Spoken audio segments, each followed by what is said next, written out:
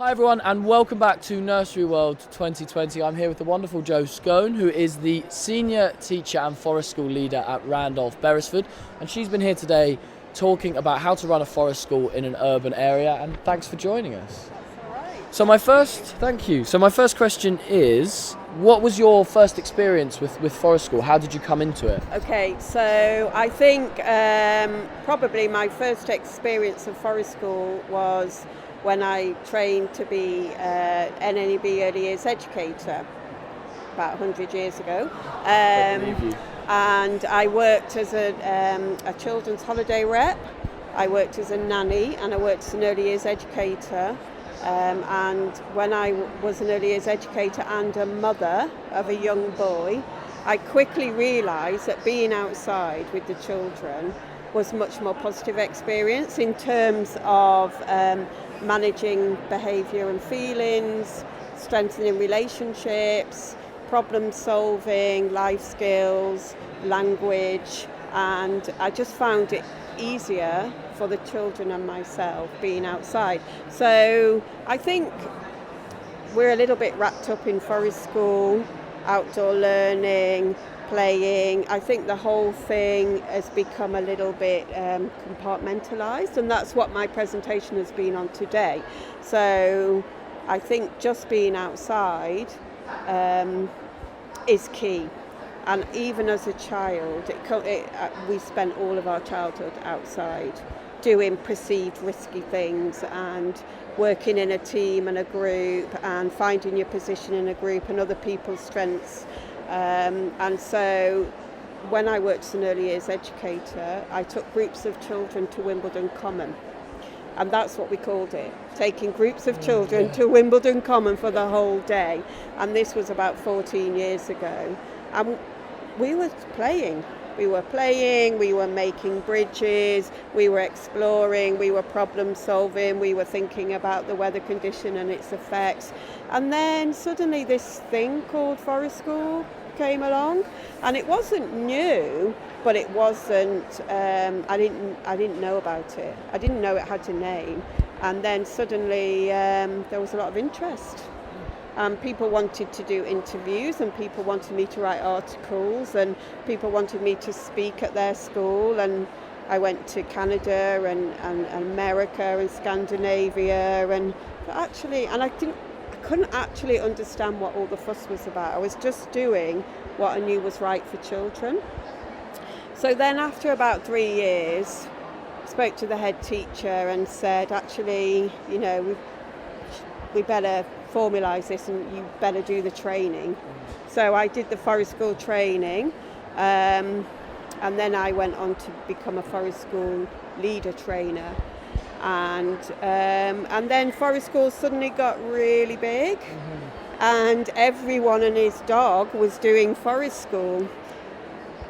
And then I started to reflect, actually, like all I think good early years practitioners do, is you take theories and educational movements and you start to unpick what it is about them that is successful, what needs to be maybe tweaked, what bit can you adapt according to your situation. And I think that at the moment, because forest school, there's been a big surge in forest school and it's actually become a movement, I started to look at the motivations for doing it. And for me, it's quite controversial, but I sort of realised that perhaps we were doing a principle-led approach to forest school, which is kind of the organisational stuff. How many sessions do you need to do? Where are we going? How many adults do we need? And one of the reasons I wonder is perhaps because it's measurable.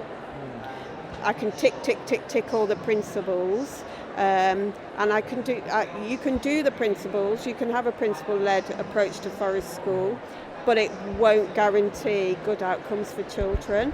Whereas if you look at the forest school ethos, which is about trusting children and valuing them, having high expectations of them in a child-led environment with good relationships, listening to them, letting them lead the learning with you supporting it, does guarantee good outcomes for children. So I'm wondering, should we just be more forest school instead of do forest school? Stop trying to do forest school and just be forest school. And so I guess for some reason, in some way, it's back to what you were saying, back to the basics of what you were doing already again. Absolutely. When it comes to the outdoor learning. Yeah, that's exactly it. Back to basics. Let's go outside and play. And I wonder if that's also quite motivating to people who are new to it, to say, don't get sort of caught up in the mire of everything, and just go outside and play and believe in the ethos behind it. That was the feedback, because I wasn't sure how this was going to go, so it was quite risky. But in the forest school ethos, let's take a risk. So I just presented it and said, this is my opinion, and I showed a series of photographs of children engaged in learning opportunities with the forest school ethos at its core. And the feedback was exactly that. It's given us permission to do this because we can't get a minibus. We haven't got enough staff. We don't have any money.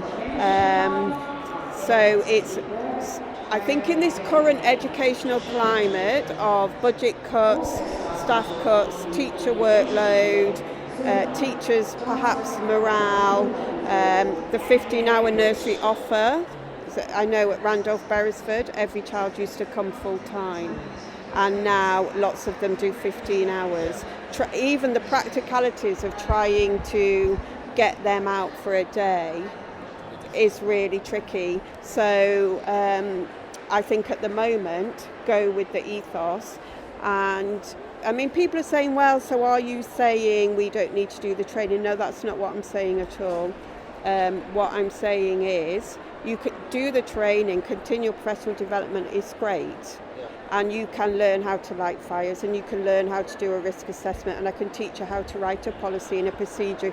What I can't necessarily teach you is your core value and your teaching philosophy, which is basically forest school ethos. And so in that sense, where would you say if someone is feeling passionate about this as an approach and think it could work for them, where would you recommend to get started? I would, they can always come and have a look around Randolph, Beresford, or take the children outside. Keep it simple. Take them outside, see what happens, trust them to lead you, and then support the learning. And what are some of the challenges that I should it's nice to know ahead of time perhaps some of the challenges I should expect, so I've got a little bit of preparation before I begin. What are some of the challenges that you think a lot of people tend to find when they embark on their journey with this? I think lots of people, it's kind of risky in the way that it's not resource driven. Yes. And when you've been in early years a long time, and you've been through a different governments in power, and you've been through have everything you want because there's so much money, there is a danger that your practice becomes resource driven. And I think taking children outside under the forest school ethos, that it's not resource driven, it's about you. So you have to dig deep and find what your philosophy is and what you truly believe in, and you have to be all the things that you want for children. You have to be fun and playful, you have to be exploratory, you have to be interested, you have to ponder and wonder why, you have to take risks, and I don't mean climb a tree really high, I mean kind of, creative risks and social risks and professional risks. And I think we need to look at the training structure. And I love that idea of embody what you want the child to be. Like you're in that sense you're their greatest role model. Absolutely. Well, you can't give what you haven't got. No. Can you? So one thing I think that other people find challenging about the idea of starting forest school is when you are more resource driven in a setting, it's a lot easier to feel like you're targeting those specific areas of learning. And I wonder how you approach that, because I know part of the Forest School ethos is that it's much more interconnected, and how do you kind of deal with that interplay between the Forest School and the outdoor provision and ensuring that you are kind of hitting every area of learning? Yeah, I think the early learning goals are a guide. They're a guide. But if children are playing and deeply engaged, then they're going to be learning. And whichever box of learning area you want to put it in, or you can look at it really holistically and put it in all, and that comes with experience. You have to trust yourself like you have to trust the children. Wonderful. And I think to round off the Forest School, I would love to know, you were talking today about finding Forest School and being able to do in an urban environment. How do the biggest part perhaps of is finding the space to begin with. What do you look for in a space when you think about Forest School? When I initially took children out, I looked for a woodland space with awe and wonder, and we found Wimbledon Common. So it was 20 minutes on a minibus from the nursery I was working in, and it ticked all the boxes. And then I suddenly started thinking, actually, we talk about natural world. White City, London, is the children I work with, it's their world, it's their natural world. So I use the garden of the nursery, or there's a local park down the road, and everything that we use. I mean, there isn't an abundance of natural materials in White City. I find that hard to believe, but there isn't. So you ship things in. You get topsoil, you get wood chips, you get old tree branches. Tomorrow some trees will be blown down in the storm. You go and find the tree surgeon. Can I have those logs? So it's about, and I think this is one thing that early years practitioners do well. They're creative and adaptable and resourceful. So use all those skills, and space for children is 3 times bigger than it is for an adult. So when you go back to where you played as a kid, that was the centre of your world. Actually, it's a patch of grass at the end of the street, and it's, but as a child, it's different and it feels different, but it's about having ownership of that space. Wonderful. I think that's a fantastic place to finish off. Thank you so much for spending that with us. And if you want to catch any more of the rest of the wonderful interviews we've been doing over the weekend, we'll be bringing more and more out over the coming weeks, so make sure to watch out for those. Thank you, Joe.